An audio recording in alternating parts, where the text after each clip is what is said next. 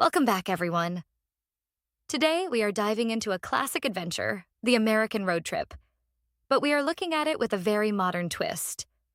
That's right. Imagine buying a $60,000 piece of modern technology specifically to escape the modern world. It is a bit of a paradox, isn't it? It really is.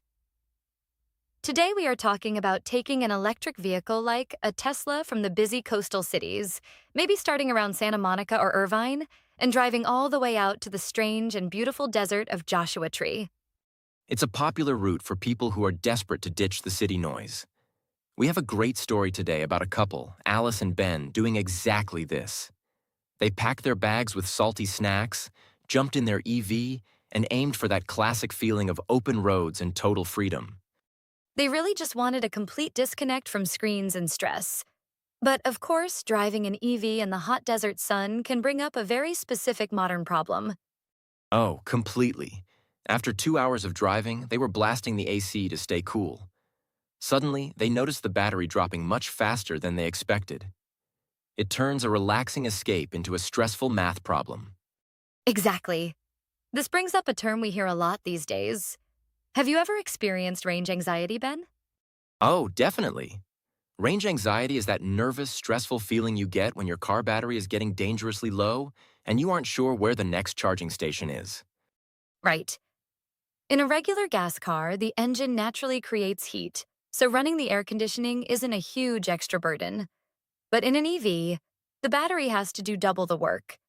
It has to move the heavy car forward and run the climate control at the exact same time. So, Alice and Ben are sitting there in the car, physically comfortable but psychologically sweating because of that range anxiety. The battery was dropping fast, and they thought their trip might be ruined.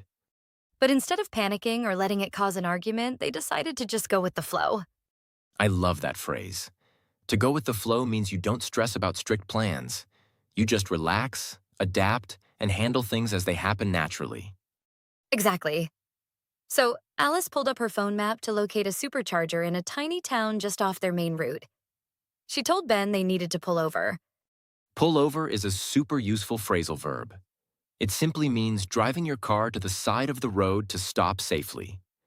They pulled over, found the charging station, and realized they had to wait for about 40 minutes. Which brings up a fun question. When you are forced to stop on a long drive, what is your absolute must-have item?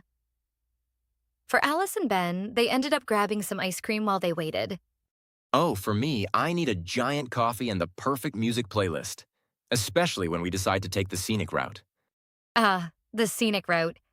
That's the road that might take a little longer to drive, but it offers the most beautiful views of nature. Because they had to wait for the car to charge, their whole schedule changed. Right? That forced delay is actually what perfectly timed their arrival at the national park. They took the scenic route deep into the desert right at sunset. The story described how the sky was changing into these beautiful shades of pink and purple right as they pulled up to the giant boulders. It was absolutely breathtaking. Breathtaking. That is a great word. It means something is so beautiful and amazing that it literally takes your breath away. The high-tech anxiety they felt earlier completely disappeared into the peacefulness of the desert. Later that night, the city noise was totally gone, the screens were off, and they were just sitting under a pitch-black sky filled with millions of bright stars.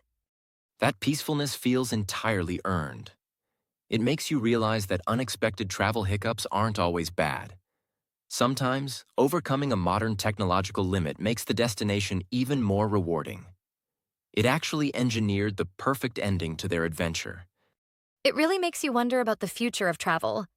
Does relying on modern tech, like EVs and phone maps, ruin the adventure?